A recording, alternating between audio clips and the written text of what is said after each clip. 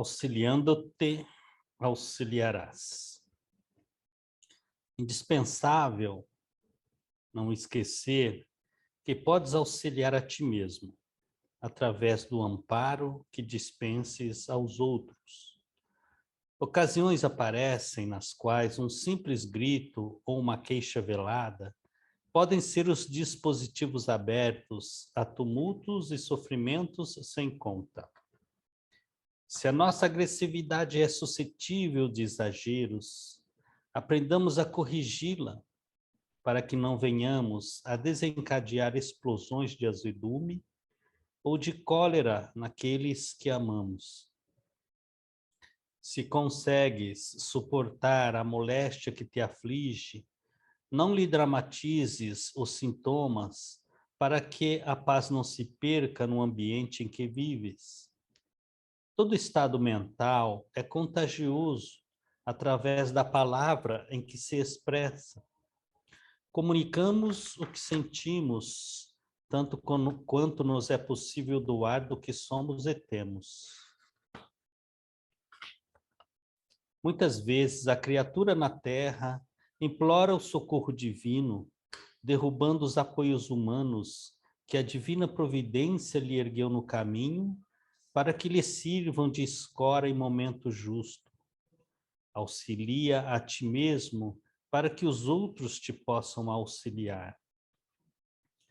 Em nossa condição evolutiva, ainda não sabemos medir a resistência um dos outros. Em razão disso, guardemos a nossa dor ou a emenda que é positivamente nossa e exportemos alegria e esperança onde estivermos. Quantos te estimem a presença, compartilham-te o modo de ser, falam do que dizes, conduzem para a frente os sentimentos que nutres e reagem aos teus impulsos, conforme as tuas próprias ações. Quando pedires a Deus determinado tipo de amparo, não te esqueças de que Deus se manifestará por aqueles com os quais te cercou as trilhas da existência. Conserva os corações amigos por bênçãos do céu, seguindo-te os passos. Não lhes cries problemas para que não se perturbem, nem lhes imponhas inquietações capazes de induzi-los ao desespero. Ajuda-te e Deus te ajudará. Ensina a antiga sabedoria, mas na maioria de nossas petições e requerimentos é imperioso ajudar aos outros em nome de Deus, para que em nome de Deus também os outros nos possam auxiliar. Emmanuel. Então, vamos por um instante cerrar nossos olhos da matéria, para que possamos visualizar a figura do nosso Mestre e agradecer-lhe a oportunidade de estarmos reunidos novamente em torno do seu Evangelho e as lições que esta bendita doutrina nos traz, na palavra do nosso irmão Luciano, que de muito boa vontade está aqui novamente presente entre nós. Que possa ele estar inspirado, ser inspirado por os nossos benfeitores espirituais e nós, de nossa parte, possamos depreender as lições que aqui serão explanadas, extrair de todas elas o que melhor e o que mais necessitamos para o nosso engrandecimento, nosso fortalecimento e nossa motivação para cada vez mais absorver esta doutrina de bênção e de luz. Que assim seja, nossos trabalhos estão abertos. Devolvo a palavra para o nosso irmão e amigo Luciano.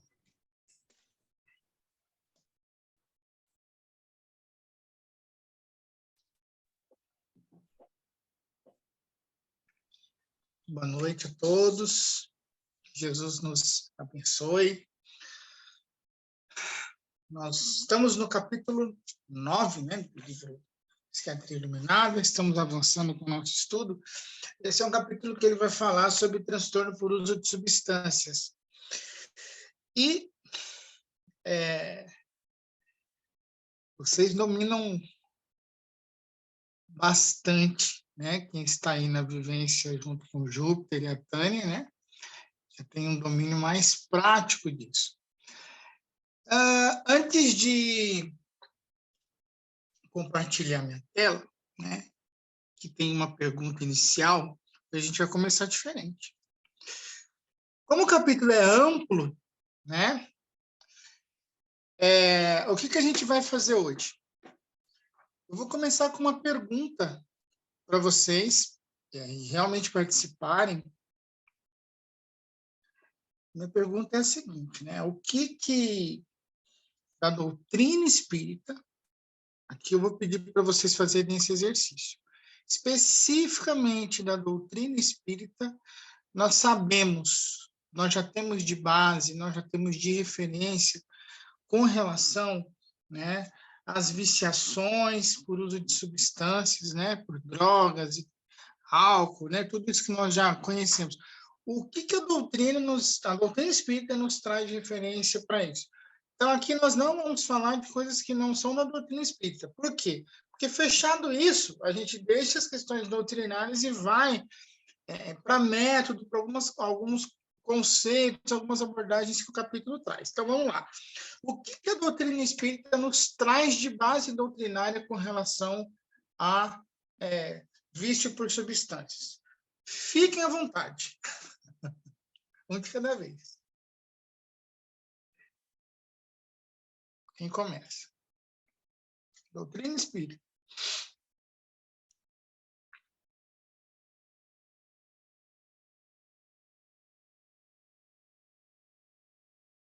Ô, Luciano, esse é o meu dia a dia, eu vivo isso, né? Então, eu vou deixar a palavra para as outras pessoas, porque senão todo mundo já sabe a minha opinião.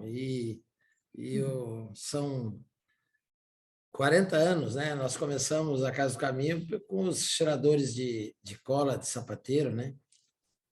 Tiner, um negócio terrível. Cachaça. Depois, o André se envolveu em cocaína e aí nós, 10 anos depois, abrimos uma clínica e eu tenho, hoje foi o dia lá que eu botei eles para falar, em vez de eu falar, eles falaram. Cada um tem uma história. Então, esse é o meu dia a dia, então eu vou passar. Eu quero que vocês falem. Bom. Vamos lá, pessoal. O que a doutrina espírita tem como referencial para nós? Vocês podem falar por tópicos, fiquem à vontade. Não tem certo nem errado, tem ponto de vista. Vamos lá. Então, vamos lá, vamos para um ponto.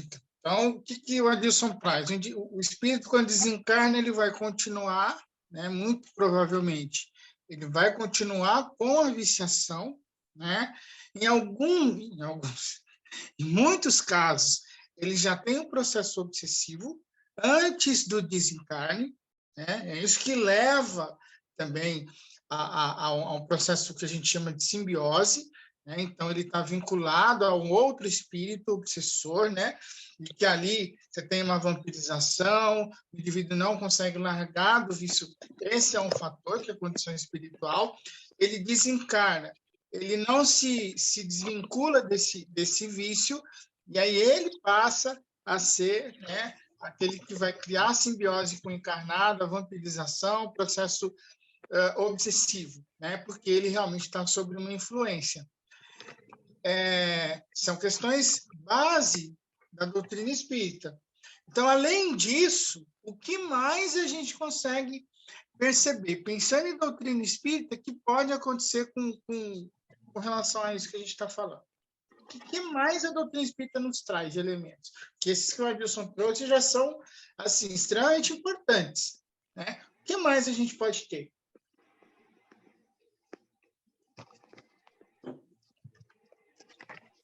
Pensa que você está no atendimento fraterno e a esposa que é esposa do marido que é viciado em alguma coisa, vai te perguntar isso. O que o Espiritismo fala disso?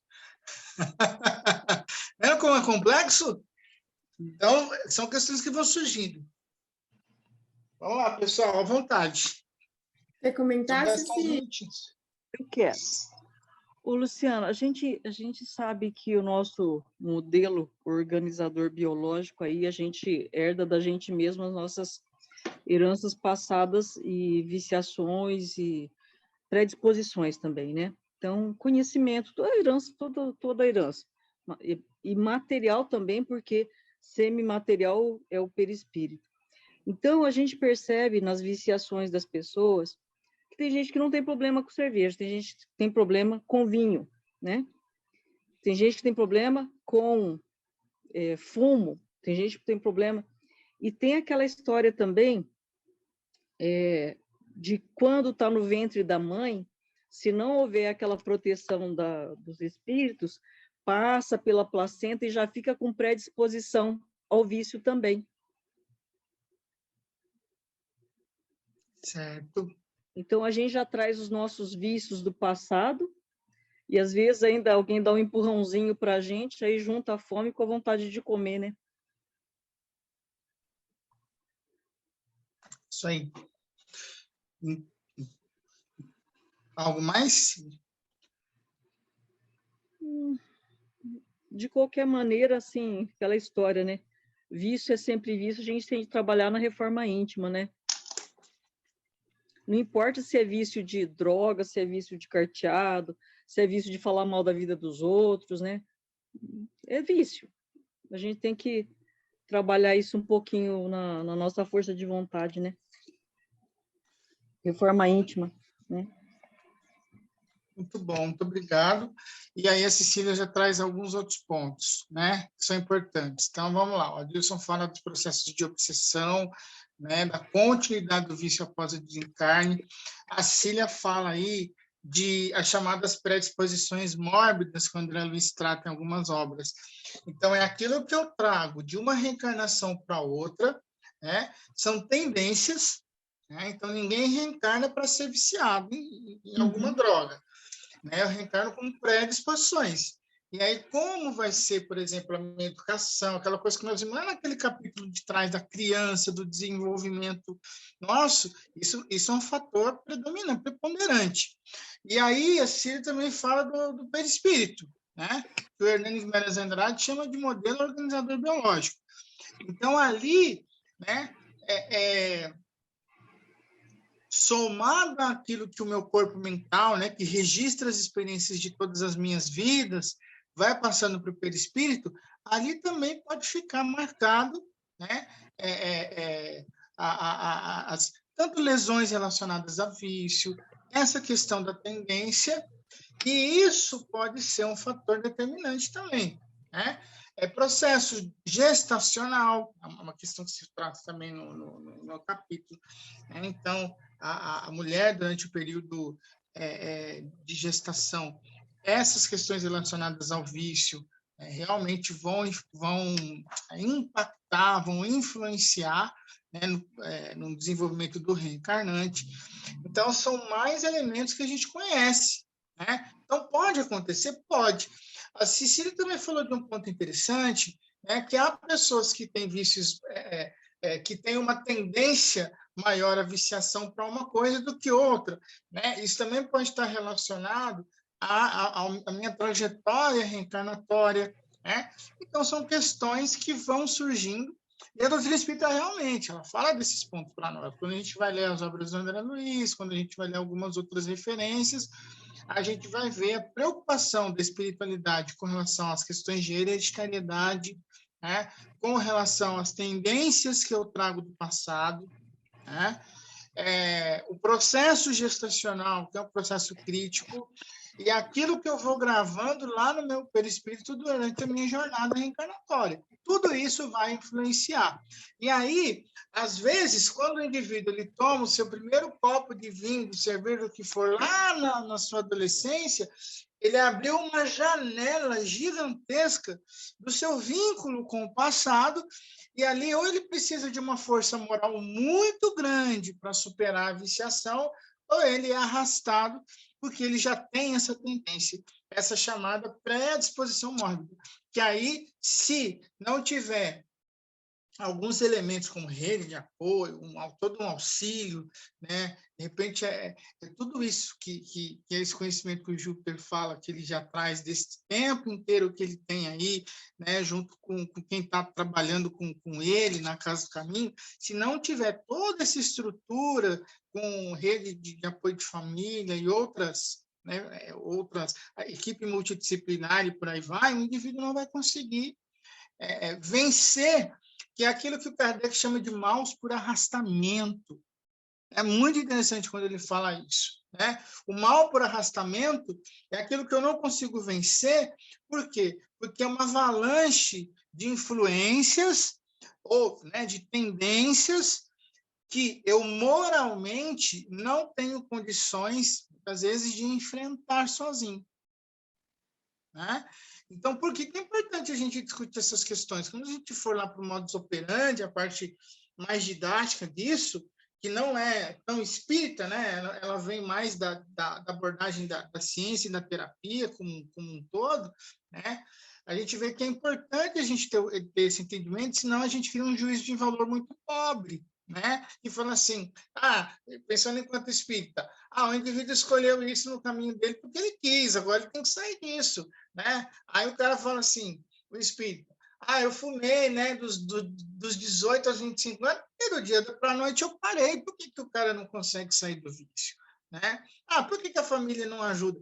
Então, e aí, de repente, falta para nós o entendimento da complexidade que é isso, porque se fosse uma coisa simples, eu falo isso porque nós espíritas temos o hábito, às vezes, de simplificar demais essas questões que são graves, né?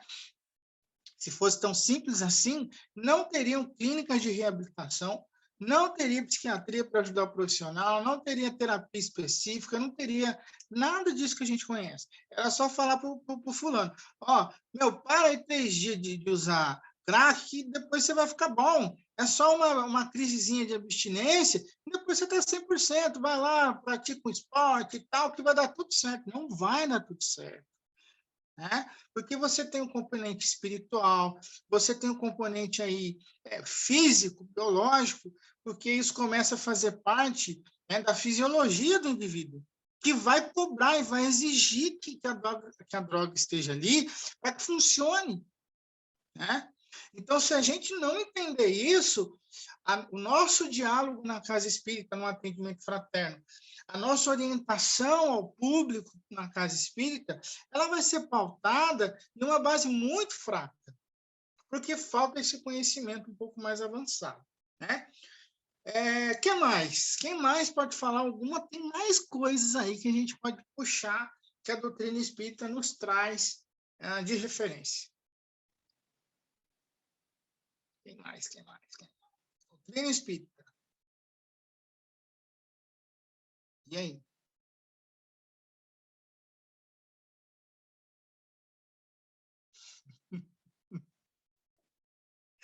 Um silêncio. Ninguém quer falar, todo mundo quer. A Jaque fica pedindo. Eu estou cutucando todo mundo eu já cutuquei. Eu cutuco. Eu já cutuquei Luciana, todo mundo. Eu penso que tem essa questão da anterioridade, que tem essa questão do ambiente familiar, né? As companhias dos nossos companheiros. Tem alguns vícios, têm companhias espirituais em grande quantidade, né? Eu ouvi dizer que tem alguns vícios que são menos problemáticos, vícios de substâncias, né? Que eu acho que é o que mais nós estamos falando. Eu acho que, pelo que eu tenho lido e estudado, tem a ver com uma questão uma questão mental de autodepreciação, suicídio, né? Tem a ver com... Como é que é o nome que fala mesmo? Aquele suicídio... Indireto. Esse nome aí. E...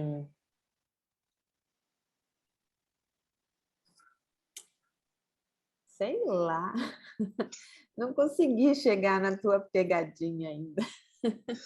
Bom, aí, Lili, você fechou os elementos básicos do que a gente está discutindo, né? Então, tem a questão do que o Adilson falou, a Cecília falou muito bem também, todos foram bem claros, e aí a gente tem uma gama de questões, né? Você fecha tanto com o começo do vício e o fim, né? Porque o começo, muitas vezes, ele vem dessa depreciação, dessa baixa autoestima, dessa desvalorização de si, dos seus valores, e aí eu tenho um comportamento de compensação, né? E aí, nesse comportamento de compensação, tentando justificar, né, a fragilidade interior, eu vou buscar uma droga, alguma coisa que aumente a minha autoestima, que me traga uma ideia meio ilusória daquilo que eu acredito sobre mim mesmo, que vai compensar a minha fragilidade interior, né? E aí isso hoje funcionou, amanhã também, chega uma hora que não funciona, eu preciso de outro recurso, né? E é assim que o indivíduo às vezes sai de drogas leves e vai para drogas mais pesadas, né? E cada vez que isso acontece, existe o sentimento de uso, né? De uso da droga e uso do corpo, das suas funções, para satisfazer um prazer. E aí eu me torno um objeto disso, né? Que é aquilo que a psicanálise fala muito da coisificação, sou uma coisa que precisa ser mais que isso. E aí a droga vai tentando suprir, o indivíduo utiliza a droga para tentar suprir isso, até o momento em que ele não consegue mais, né? E aí essa questão do suicídio indireto, ele tem duas questões importantes. Uma questão do próprio, a própria questão espiritual, né, moral e espiritual, né? E também um outro ponto importante que vai além dessa questão do suicídio moral, que é o que a gente vê lá no suicídio indireto, que é o que a gente vê no André Luiz, né? Quando de Luna vira e fala, foi uma pena que desencarnou pelo suicídio, o André Luiz não entende, né? Na verdade, a gente está falando também de você matar em você as possibilidades que você tem de progredir, de evoluir, né? E aí você vai abrindo mão de você mesmo. É uma nulidade, você vai se anulando, e aí o que vai ficando é quase nada, e aí depois tem todo um trabalho para resgatar isso, né? Que aí é o que a terapia, a clínica vai tentar fazer, que é o resgate do indivíduo, né? O mais importante, né, que a gente vai perceber quando você fala de reabilitação, você não está reabilitando o indivíduo para que ele não use mais determinada droga, mas você está reabilitando como é que a gente vai falar? A gente está reabilitando a condição humana daquele sujeito.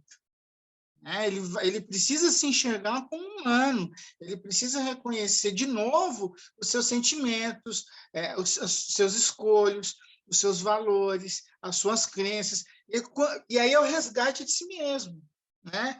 O grande ponto final, assim, né? Final, mas conclusivo que a doutrina espírita vai trazer é através do próprio Evangelho, né? Que eu vou utilizar as bases do Evangelho para conseguir fortalecer, empoderar o indivíduo desse conhecimento para que ele tome posse de si mesmo, enquanto espírito, né? E a partir daí ele vai vencendo a matéria, que aí ele vai vencer a abstinência, ele vai vencer as questões físicas, né, desse problema todo, ele vai vencer as suas limitações num trabalho de longo prazo, e aí sim ele vai, né, nesse caminho de reabilitação se recuperando, né? Eu acho que é isso, né? Pensando em doutrina espírita, nós tocamos em pontos fundamentais, e eu preciso seguir porque tem várias questões dessa dentro do capítulo, com citações do André Luiz e tal, que não dá para a gente entrar, então eu extraí de vocês a parte doutrinária, agora para a gente seguir, né, com as questões voltadas aí mais para a parte de ciência que o capítulo traz, algumas questões técnicas. Eu vou compartilhar com vocês a minha tela, né? Apareceu duas coisas aqui, deixa eu diminuir uma, né? Uma sobre outras demandas. Vamos lá. Estão vendo minha tela, né, gente? Sim, Lu. Ok, então vamos lá. Bom, então a gente está falando aí sobre transtorno por uso de substâncias, sejam elas quais forem. Aqui tem um mundo de possibilidades, né, de ruína para o indivíduo. Então a gente não sabe por onde as coisas às vezes começam e como elas terminam o caminho nessa jornada infeliz. E aí, nós vimos isso, né, o que nós já temos de base doutrinária. Gente, é muito importante, sempre quando a gente falar dessas questões todas, que a gente vai ver daqui para frente, a gente lembrar o que a gente tem de base doutrinária, porque, e aí a gente tem que sempre agregar o que a gente não tem de base doutrinária, que é o que a ciência vai trazer, né? O que as áreas do conhecimento vão trazer para enriquecer o nosso conhecimento. Porque a gente vai lidar na casa espírita com pessoas que são usuários de drogas, codependentes, nós vamos lidar com pessoas com problemas psíquicos graves ou familiares, e aí nós precisamos ter essa visão mais ampla para a gente conseguir perceber que não é obsessão necessariamente naquele momento. A pessoa não está precisando só de passe, a pessoa não precisa só ir na casa espírita, ela precisa de um auxílio médico, a pessoa precisa, sim, de um acompanhamento terapêutico, e é isso que vai resolver a questão dela, lógico, que é associada aí ao apoio que a doutrina espírita tem. O capítulo começa trazendo, né, essa questão do após o diagnóstico, você descobre que o indivíduo, o médico lá, principalmente, vai ser o médico quem vai identificar, né, que o paciente ele tem determinado transtorno, que aí a gente está falando de um transtorno mesmo, né, porque você não consegue viver sem aquilo que ele tem lhe prejudicado. Aí você tem um caminho pela frente. Esse caminho, né, quem direciona esse caminho, logicamente, vai ser o médico, né? Mas é importante a gente saber que a gente está recebendo alguém na casa espírita que está em algum momento, em alguma etapa, né, desse processo. Então, primeiro existe aí uma intervenção, né? Então, se percebe que ele tem um diagnóstico, alguma coisa precisa ser feito, né? Ao longo desse caminho, você tem todo um trabalho para desintoxicar esse paciente, e aí depois você tem um processo aí de reabilitação. Então, é importante entender que esse caminho não é um caminho curto, né? Não é na casa espírita que a gente vai resolver isso, que a gente vai intervir. Eu já vi gente na casa espírita querendo intervir e fazer isso, né, de maneira aventureira, né, e é catastrófico, né, catastrófico. Por quê? Porque a gente não tem todos os elementos, a gente precisa perceber esses momentos, né? Se esse paciente ele já passou por um médico, se ele já tem realmente um diagnóstico, né? Se ele está fazendo algum trabalho aí voltado para essa questão da desintoxicação, pode ser por medicamento, pode ser por um processo de abstinência, pode ser por alguma intervenção terapêutica, dependendo do nível e da complexidade. Se ele já está em reabilitação, voltando à vida, ao trabalho, né? Já está limpo, como costuma se dizer, né? E agora ele está se adaptando de volta à vida. Então, em que momento que esse paciente está e que essa pessoa está, até para a gente entender, enquanto casa espírita, o que a casa espírita pode oferecer nesse momento, né? Então, de repente, por que isso é importante? Porque às vezes chega a mãezinha lá, né, com seu filho no estado, daquele jeito, e a gente acha que lá com passe, faz a desobsessão, está tudo certo, né? Está tudo certo. E às vezes essa família não tem a orientação, né? Não sabe quais medidas são necessárias para você finalmente fazer a reabilitação, vamos falar aí, na maioria dos casos, de um jovem, né? Às vezes você tem caso de senhoras né, de 50, 60, 70 anos, que tem um filho que mora com ela, que tem 50 anos, é usuário de droga. E aí? Né? Vocês conhecem isso. Então, como é que a gente vai perceber isso e vai dar o apoio, pensando em doutrina espírita, mas entendendo esse contexto lá fora? Porque existe isso. Se eu olhar só pensando em doutrina espírita, eu não resolvo. Né? Então, essa intervenção, o que ela é? Uma confrontação. Então, é colocar o paciente diante do problema dele. Então, esse é o primeiro ponto, que é o médico que vai fazer lá na frente, e nós, enquanto espíritas, enquanto casa espírita, vai tentar perceber se o paciente, se a família está nesse momento, né? Em que o indivíduo traz a queixa principal, de que nada está dando certo na vida, desandou, perdeu o emprego, cometeu delitos e tal, né? Tem sintomas fisiológicos, tem questões psicológicas aí, né? E se isso já foi percebido. Por isso que tem a questão do reconhecimento, né? Então, o passo inicial que a literatura científica vai mostrar, a primeira coisa, o indivíduo tem que reconhecer isso, porque se ele não reconhecer, você não vai conseguir levá-lo a uma clínica de dependência. Se ele não reconhecer, você não vai conseguir fazer muita coisa ainda, né? E aí, depois disso, tem a questão da responsabilidade, né? Qual é o papel dele nesse processo? O quanto ele vai conseguir estar comprometido no seu processo, que é longo, como a gente falou, depois para sua desintoxicação e reabilitação. Né? Então, são pontos que lá no atendimento fraterno a gente pode começar a perceber, né? Em que momento está, como está, né? Até para a gente conseguir perceber se a gente tem recursos ali, enquanto isso, para apoiar esse paciente, se ele realmente vai precisar de um apoio médico, terapêutico, porque depois o médico faz um plano terapêutico. Né? O que é um planejamento terapêutico? O médico vai definir o que esse paciente vai suportar agora, né? Se pode medicar ou não, se é um caso de iniciar já um processo de abstinência, se ele vai suportar isso, como que ele vai enfrentar isso. Por quê, gente? Porque se chega uma pessoa, um jovem, uma família, falando que o indivíduo está usando droga, né? E lá na casa espírita, a gente não entender esse contexto e já orientar a família, tenta fazer ele entrar já num processo de abstinência, ele vai destruir a casa, pode cometer um crime até aí, né, matar alguém, porque ele não foi preparado para isso. Né? O Júpiter queria depois ouvir ele, né? Mas é exatamente isso. Se você intervém num processo desse, sem o indivíduo estar preparado, sem a família estar preparada para isso, né? E sem esse direcionamento, você pode causar catástrofe. Por isso que eu falo que é catastrófico se a gente não orienta isso de maneira adequada. Então, o médico que vai definir, por exemplo, num plano terapêutico inicial, uma abstinência para minimizar esse desconforto que ele está tendo, uma hipersônia, disfunção sexual, porque às vezes o indivíduo com o vício, né, ele vai procurar não porque ele bebe, né? Vamos falar do alcoolismo, que é um tipo de vício clássico, né? E é um dos que eu acho que é um dos que não. É o que mais prejudica, né? Porque ele é o mais comum, mais aberto, né? O indivíduo não vai procurar a casa espírita, né? Ou o médico porque ele bebe. Ele vai procurar porque ele não está dormindo.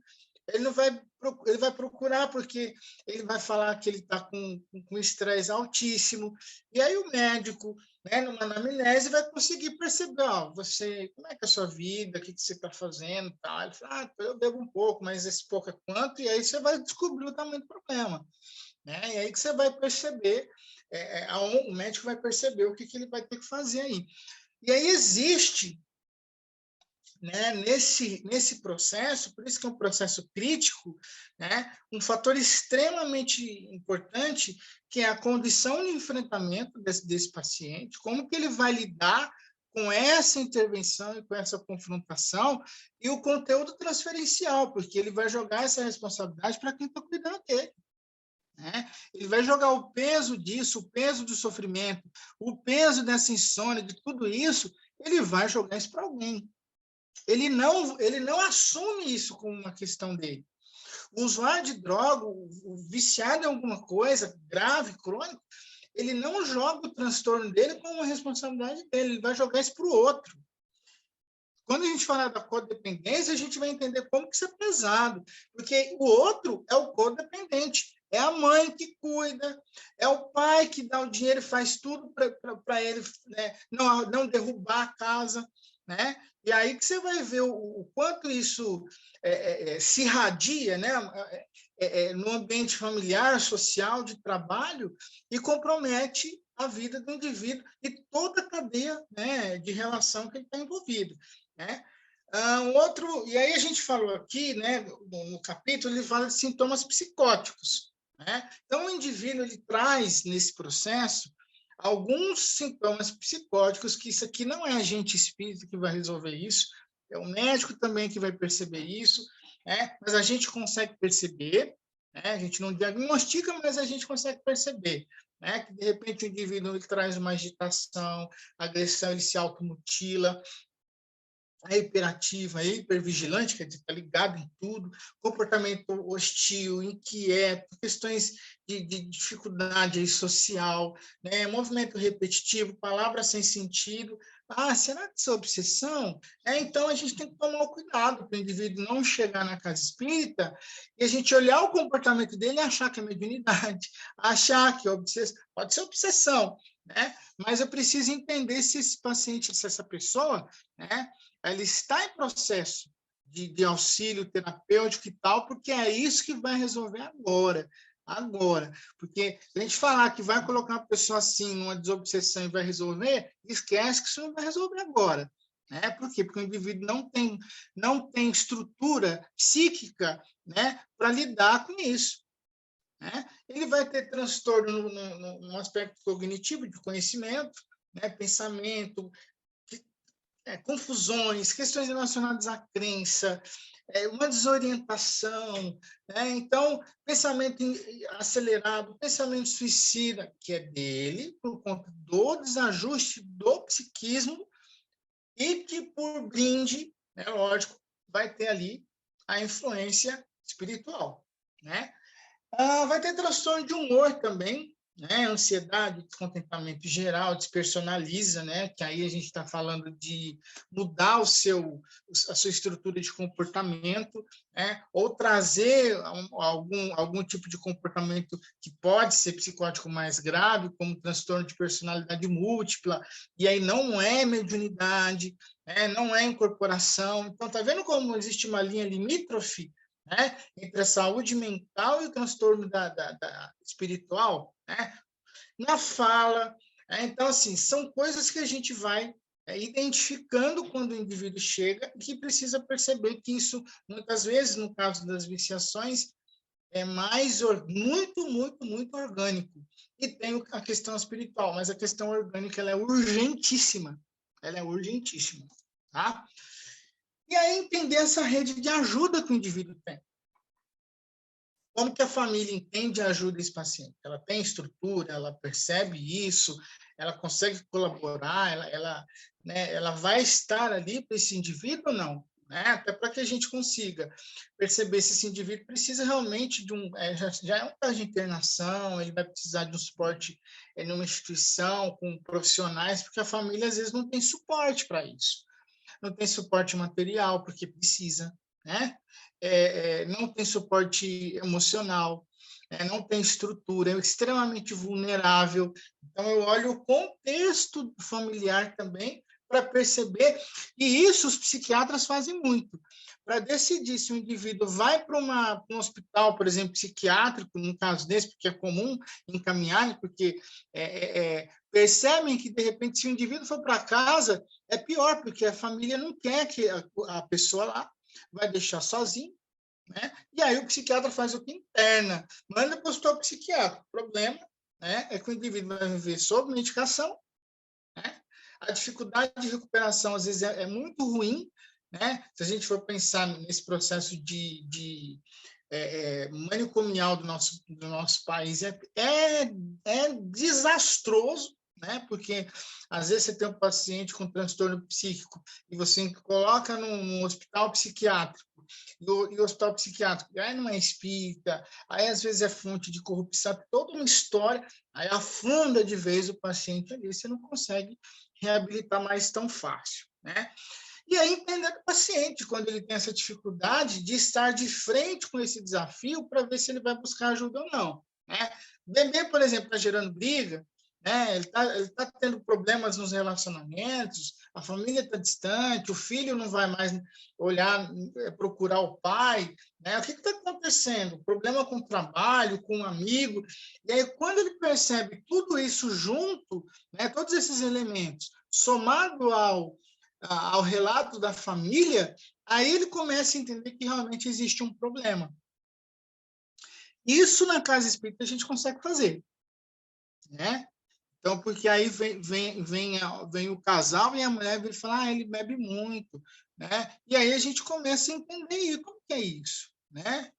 Está trazendo problema, desconforto, e aí está na casa espírita, né? A pessoa quer se santificar rapidinho, quer melhorar, aí ela está aberta, vai falar as dificuldades que tem, você já começa a perceber que é um problema maior, né?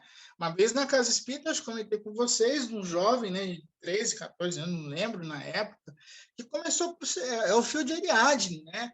Ah, é muito problemático, como é falando, né? E aí, não é, filho? E vai, puxa aqui. É problemático por quê? Porque é usuário de droga, porque a mãe não tem um lugar para ficar, e aí esse menino fica com o avô, que abusa dele sexualmente, se ele vai para a rua é abusado sexualmente, e apanha, né? E aí rouba, e aí apanha na rua, e aí tem todo um contexto que você vai entender e falar, não, peraí, isso é um negócio mais sério, né? Isso é uma situação muito mais grave. Vulnerabilidade social, familiar, um contexto familiar de estupro mesmo, né? E aí você entra num campo que você tem que tentar ver como que a família tem estrutura para apoiar essa pessoa, né? Você tem um caminho depois da reabilitação, né? Aqui a gente tem uma citação do André Luiz, né?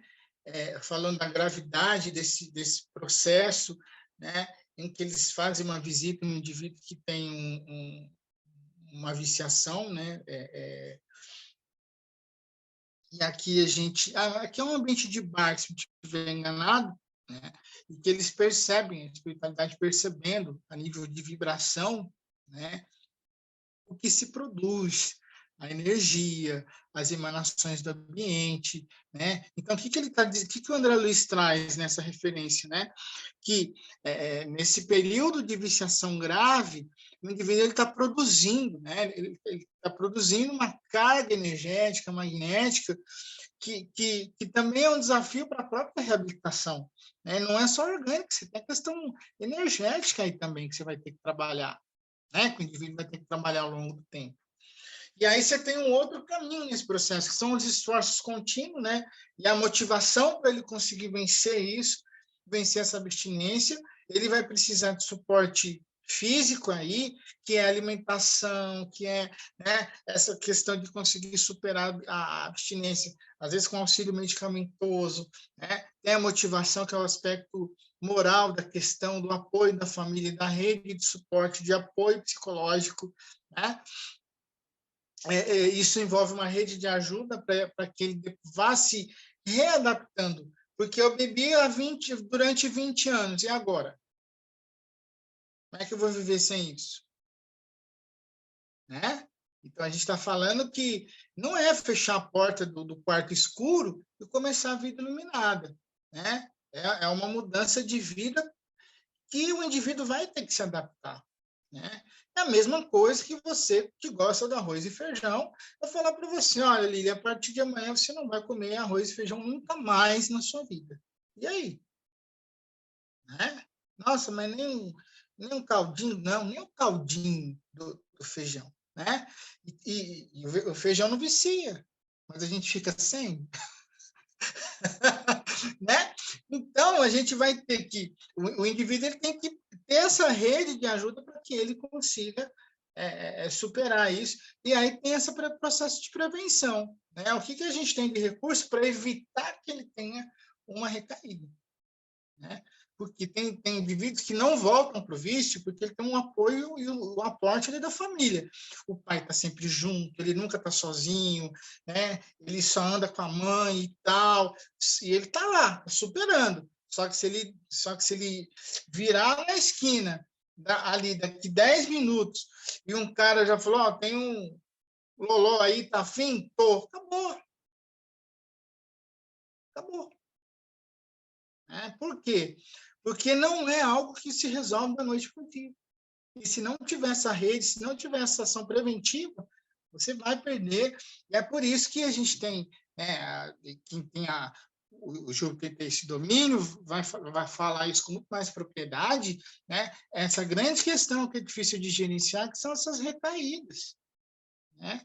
Então, de repente, o indivíduo dá todos os indícios de que ele tem bem gerenciado isso, a família está tranquila, né, em terapia está caminhando bem, tudo, só que, de repente, piscou, acabou.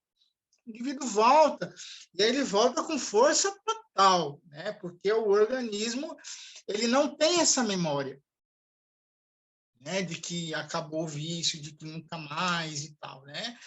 Então, usou a droga ali de novo, o organismo vai, né, buscar, né, essa referência do vício novamente. Ele não vai lembrar o organismo vai lembrar que eu estou com isso sem utilizar a droga há tanto tempo que eu não preciso mais, né? Então, nós estamos falando de um hábito saudável, de uma atividade física, né? Estamos falando de algo que causa uma dependência no organismo, então é muito mais pesado. E tem a questão, né, dessa codependência. Então, além de um grande problema, que é a questão do próprio indivíduo, tem quem está do lado, que a gente tem que ficar muito de olho, né? Porque se a gente não olhar para o codependente, ele não consegue ajudar o dependente. E é aquela pessoa que fala assim, olha, ele é uma ótima pessoa, só quando bebe faz mal para si mesmo. Mentira, né? Não existe essa frase. Ela não faz sentido, né? Quando eu falo que o fulano é bom, só é ruim quando bebe, o indivíduo não faz mal para ele mesmo. Ele faz mal para toda a rede de relacionamento que ele tem do lado dele, né? E aí, o que ele faz com as pessoas que estão do lado dele? Baixa a autoestima do codependente, né? Esse codependente tem uma dificuldade de estabelecer limites saudáveis no relacionamento, e aí são relacionamentos íntimos, relacionamentos abertos, né? Todos os tipos de relacionamento. Por quê? Porque esse codependente é a mãe que, na tentativa de salvar o filho, permite algumas questões, né? Leva a situação de uma forma que ela sofre mais, né, com a situação, porque ela se vê vulnerável, né, fragilizada, impotente diante da situação do filho, por exemplo, né? Então, ela deixa o filho usar droga dentro de casa, né, porque na rua é mais perigoso, né? E aí ela vai entrando nessa onda, né, e é alguém que vai adoecer. Dificuldade de assumir e gerenciar as próprias demandas. Então, o codependente, o familiar, né, a esposa, o filho, a mãe, essa pessoa, ela começa a ter dificuldade de gerenciar tudo isso, né? Porque, na verdade, é aquele conteúdo transferencial que a gente falou lá atrás. O usuário viciado, ele vai transferir tudo para a mãe. A culpa de eu ser assim é sua, a culpa de eu estar passando por isso é sua, então você agora tem que resolver a minha vida, você tem que fazer isso, tem que fazer aquilo, e aí? E ela vai se sentir na obrigação de fazer isso. Porque ela era uma enfermeira que tinha 2 trabalhos, trabalhava 2 turnos e deixava o filho sozinho. Olha o histórico disso, né? Porque era muito pobre, o marido largou, ficou por conta do filho, trabalhou demais, não deu conta. Porque a mãe, que a avó influenciava muito, ou deixava tudo muito solto, ela não podia cuidar, porque... Então, tem várias questões aí, principalmente familiares, né, que elas, junto àquelas tendências que a gente falou, com as predisposições mórbidas, elas vão abrindo brecha, e aí o codependente se sente culpado por isso. E não, ele não tem, muitas vezes ele não tem culpa disso. Mas ele assume essa culpa porque é ele quem está ali do lado. E se vê na responsabilidade de fazer algo. Ele acha que ajuda, né, conduzindo dessa forma, e vai se prejudicando, e vai sofrendo. Né? E aí ele vai tendo dificuldade de expressar, de entender, de interpretar as próprias emoções. Por quê? Porque ele está no processo simbiótico com o viciado, né? Com a pessoa que está no vício, com a pessoa que está na dependência. Então, ele entra numa dificuldade de identificar e expressar o que ele mesmo está sentindo, porque ele está preocupado com o que o outro está vivendo. Ele está preocupado com o sofrimento do filho, da esposa, do irmão, seja quem for. Ele está preocupado com todo esse contexto, ele se anula. Né? E finge, muitas vezes, que está tudo bem. E acaba não percebendo que essa imagem, né, que o outro está indo para o abismo, e é ele que está segurando. Mas um momento, né, aí a pergunta é: até quando eu consigo segurar essa corda? Vai chegar um momento que eu não consigo mais. E aí ou eu solto, e aí o negócio afunda de vez, ou eu vou junto, né, nesse abismo aí de sofrimento. Né? Aqui tem uma questão, né, que está relacionada aos nossos corpos, né? O nosso corpo perispiritual, nosso corpo físico, ele vai sofrer com isso, ele vai sofrer o impacto disso, os nossos tecidos perispirituais, a nossa estrutura perispiritual vai sofrer tudo isso, né? Em algum momento eu vou mandar todo esse material para vocês, tá, gente? Vocês não perderem nada. Está no livro também. Né? E aí, o que a gente vai perceber? Esse processo vai me desarmonizando, desarmoniza a pessoa que tem a viciação e desarmoniza o codependente, o familiar, a pessoa que está ali do lado. Tá? Isso que esse capítulo fala. E aí, esse corpo dependente, ele assume essa responsabilidade, né? Vai minimizando o sofrimento dessa pessoa e, além disso, oferece toda uma estrutura material que vai se prejudicando para que ele, a pessoa que tem o vício, né, não tenha nenhum prejuízo. Né? Aqui eu deixo uma referência de um filme maravilhoso sobre isso. Né? Era uma vez um sonho, que eu acho que é uma referência fantástica, que fala de 3 gerações de uma família, um jovem, sua mãe e a sua avó. Né? De um lado, a mãe que se arrasta na vida por conta, né, da sua condição.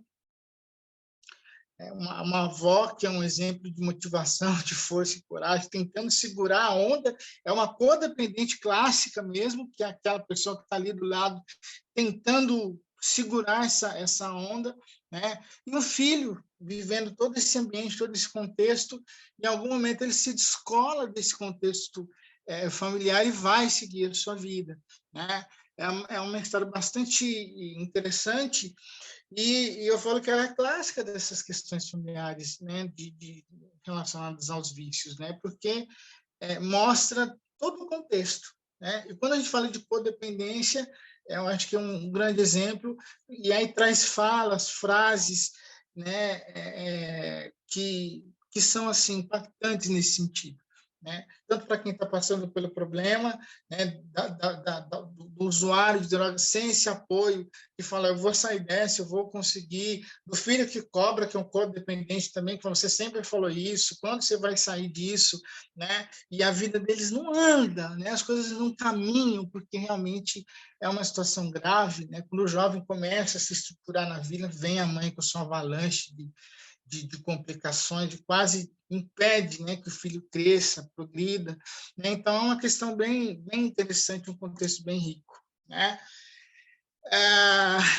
E aí tem uma questão, né, que a gente vai vendo, que a saída desse caminho, né, no livro a gente fala-se um pouco que não usa o termo, mas é a questão da neuroplasticidade. O nosso cérebro, ele se recupera, ele se reconstrói, né? E a gente pode lembrar doutrinariamente, quanto na abordagem material do problema, é que ao longo do tempo, com o devido suporte, orientação, apoio, rede de ajuda, o indivíduo conseguindo superar, né, esse grande desafio, o seu cérebro pode ser restaurado em partes ou totalmente de todas essas lesões que o vício pode causar, né? Porque o perispírito está modelando isso, né? Da mesma forma que ele modela o estado de doença, ele também consegue se recuperar e estabelecer um estado de saúde. Então, por fim de tudo isso que a gente viu, né, o que é importante? Olhar para a possibilidade de recuperação, de melhora, de cura, né? Orgânica e fisicamente é possível se reverter essas situações, mas precisa dessa rede, né? E aí o papel das religiões, independente de quais sejam, porque às vezes essa pessoa vai chegar lá na casa espírita, mas ele não é espírita, né? E ele vai precisar de uma rede de apoio, né? E tem estudo, tem referência que fala que as religiões têm um papel importante nisso, né? Em auxiliar o indivíduo nesse processo de reabilitação. Então, o papel da religião é realmente desestimular qualquer hábito que possa levar o indivíduo ao vício. Então, o papel da doutrina espírita, o papel das religiões é de estimular o indivíduo ao vício, né? Trazer ele para hábitos saudáveis, que cientificamente isso já existe evidência, né? Quando se fala das ciências sociais, elas vão trazer isso. O indivíduo que está dentro de um contexto religioso, ele consegue promover uma melhor qualidade de vida para ele, e aí ele consegue viver sem vícios, né? Isso não pode ser dogmático, isso tem que ser cultura, isso tem que ser filosofia de vida, porque se for dogma, quando você rompe o dogma, você corre risco, né? Para quem vive dentro do dogma, né? É pecado, a questão não é pecado, a questão é o que eu vou fazer da minha vida, né? Porque se uma hora esse jovem que foi lá catequizado numa igreja X entender que isso não é pecado, acabou. E aí ele não tem uma outra referência que vai dizer, não a questão não é o pecado, né? Não é se é pecado ou não, e sim o quanto você pode comprometer a tua existência, né? E o que você pode fazer com isso e por isso, né? Bom, era isso. Eu nem sei que horas são. Estou no tempo. Vixe, né?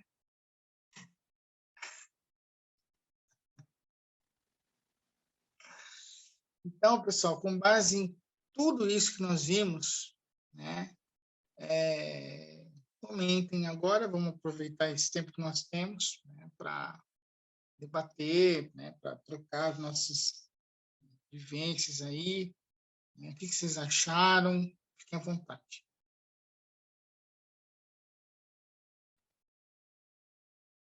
Faz sentido? Não faz sentido?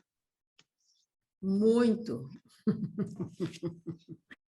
Muito sentido. A gente vivencia isso 25 horas por dia. Luciano, Há muitos anos.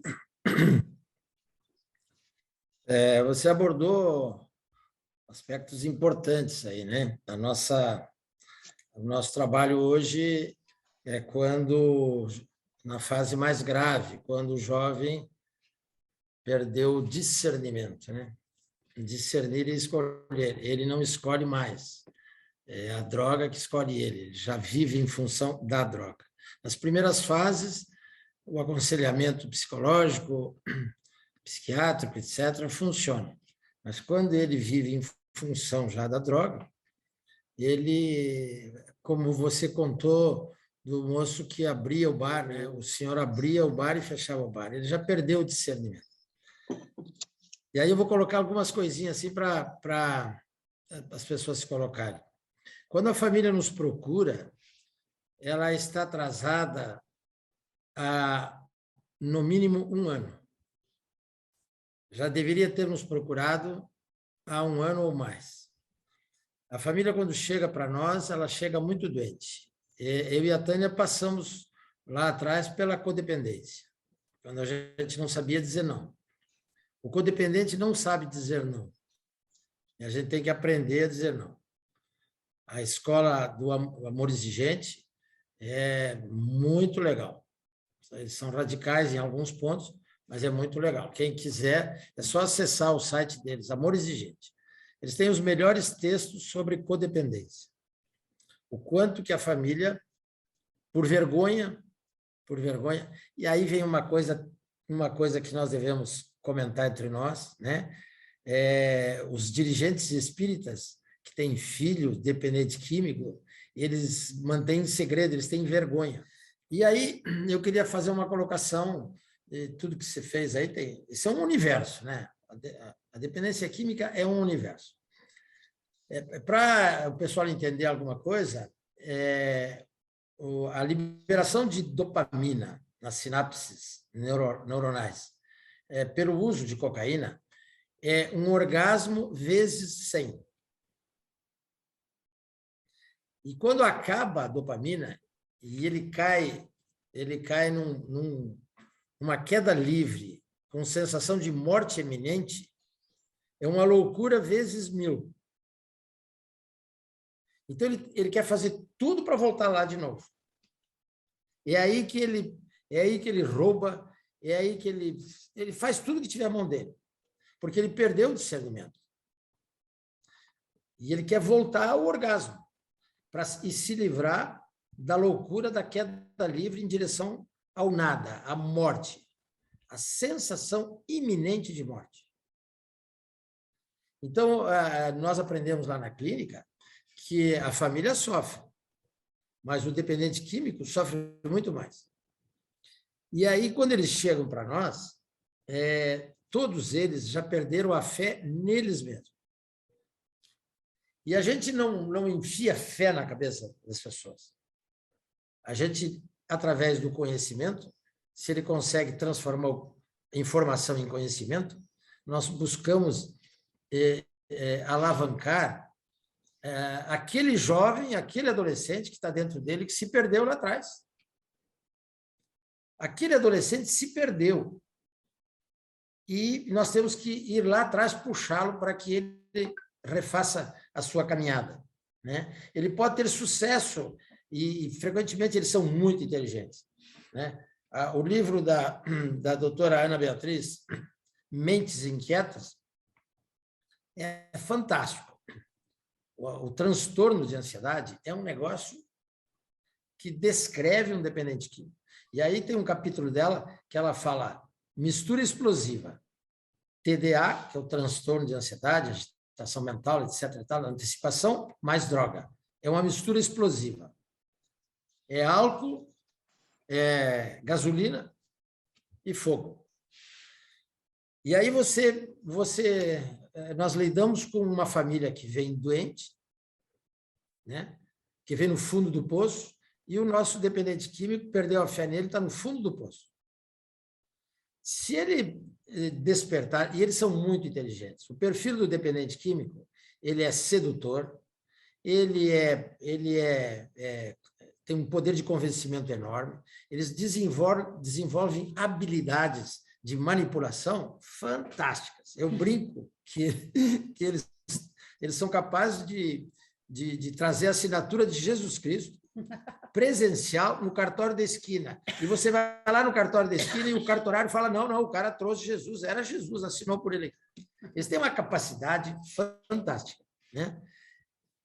E isso não significa nada que ele vá deixar. Então, a família fica apaixonada, a mãe se apaixona, a noiva, a esposa, o irmão, o pai, se apaixona pelo brilho daquele espírito, que encobre a dor daquele espírito, o processo de dor, de sofrimento daquele espírito, com a pineal gigante, que frequentemente se associa a um processo de... Não é obsessão, não, é vampirização. Vampirização. Eles são vampirizados, né? E ele já perdeu a fé nele mesmo. No fundo, ele sabe que vai morrer, que vai para a cadeia, que vai para o cemitério. Ele sabe que vai morrer.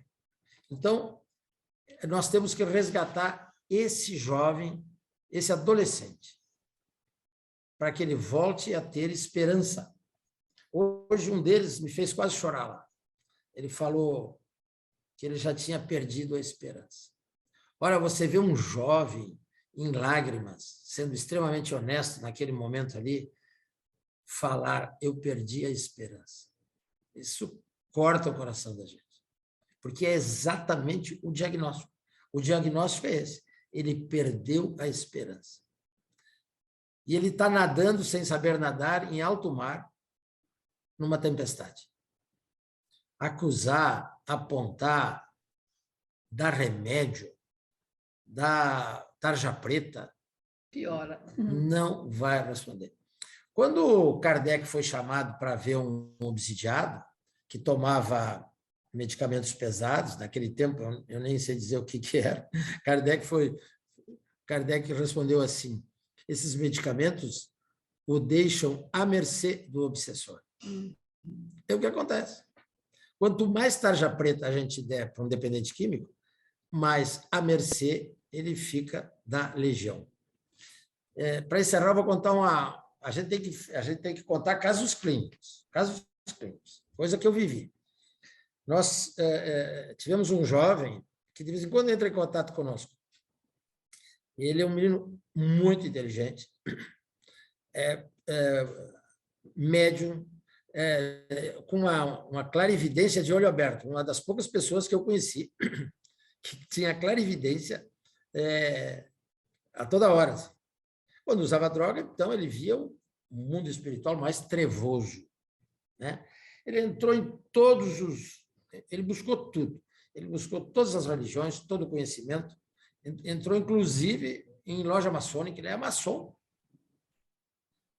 E ele me contava que ele quebrou 2 empresas do pai dele. 2 empresas. Ele usava droga de noite, chegava, acordava às 2 da tarde, almoçava, tomava um banho, almoçava, aí vinha a mensagem da legião. Vamos usar. Ele respondia, não tenho dinheiro. Nós vamos trazer um cliente.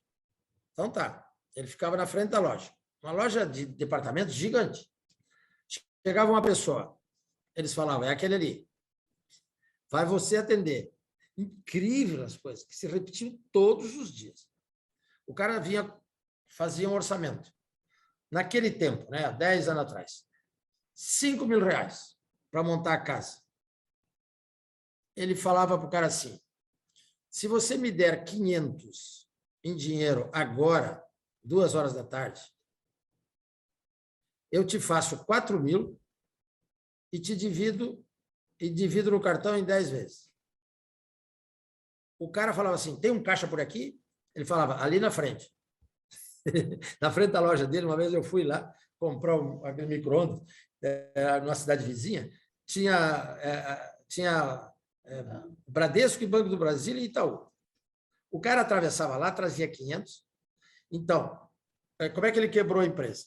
5 mil, baixava para 4 mil, tirava 500, ficava 3.500.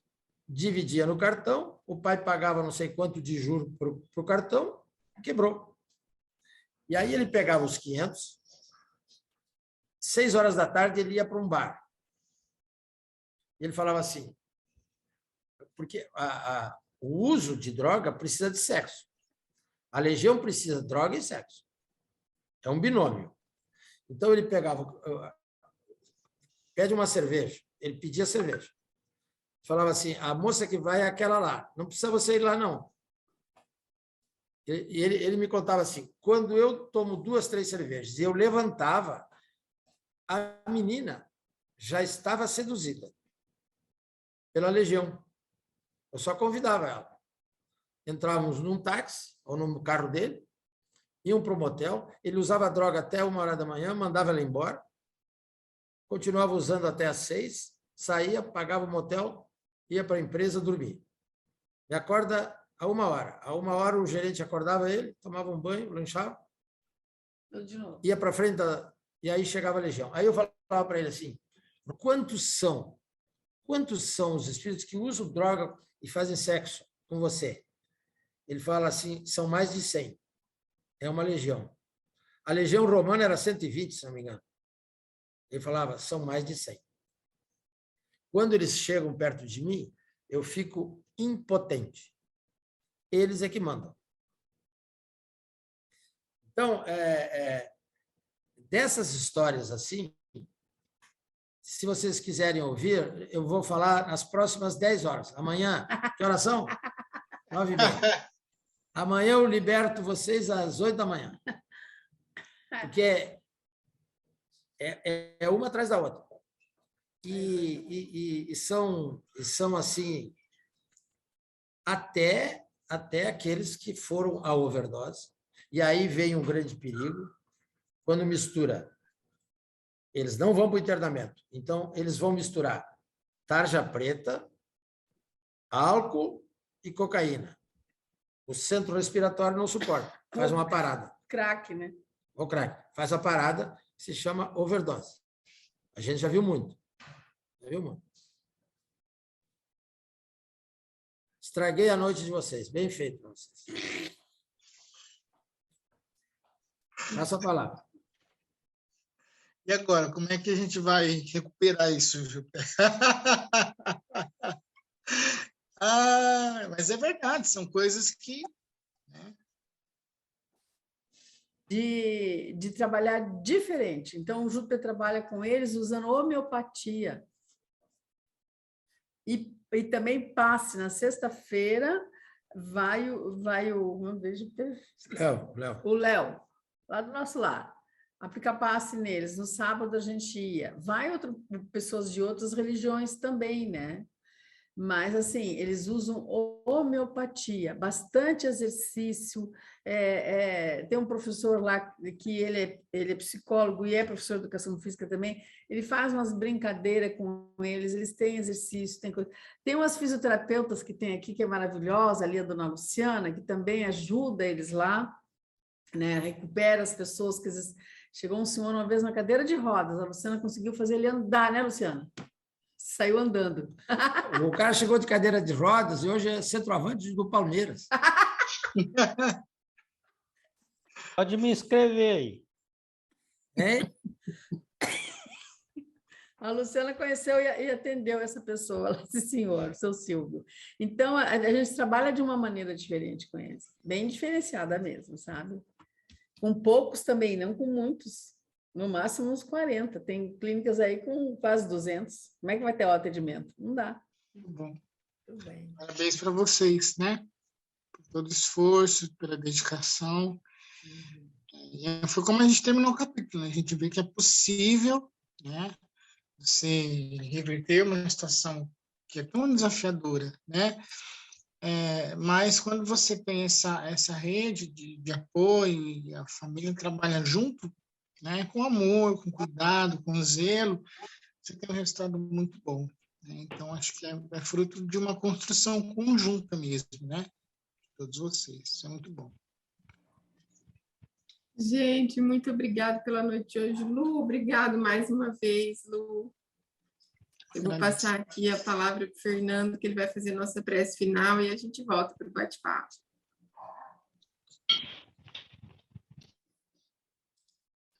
Bom, na minha concepção, a Luciana já fez uma prece, né? Então, eu gostaria de, junto com a Luciana,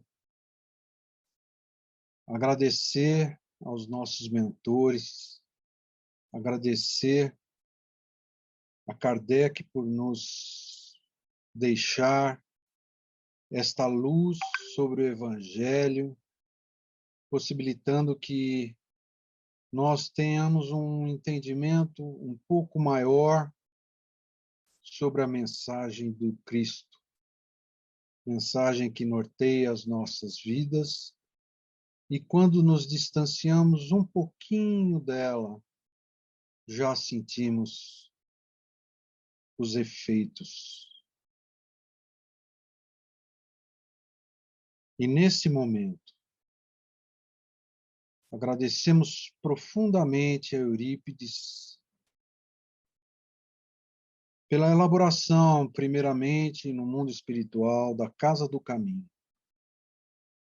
E depois de a todos que, de uma forma ou de outra, ajudaram na sua construção material, no aprendizado que hoje nós temos, nos exemplos que nós temos a seguir,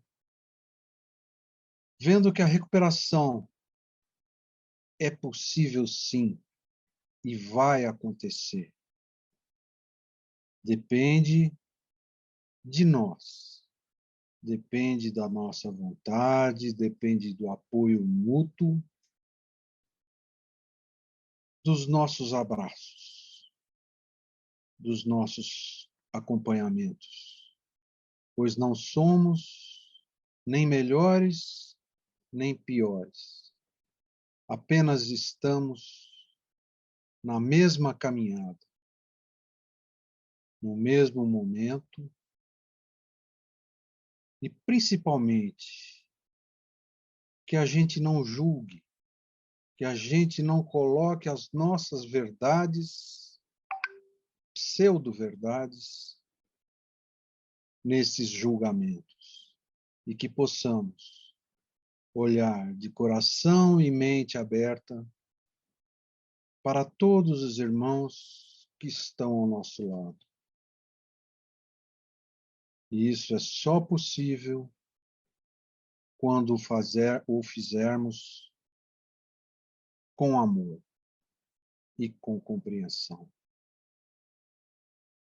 Muito obrigado a todos por estarem presentes nessa noite, comungando da mesma energia, dos mesmos objetivos. E a todos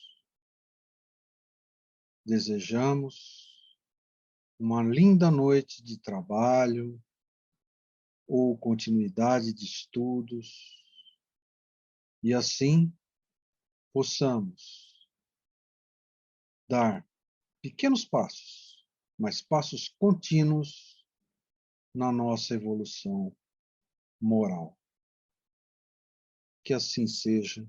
Muito obrigado.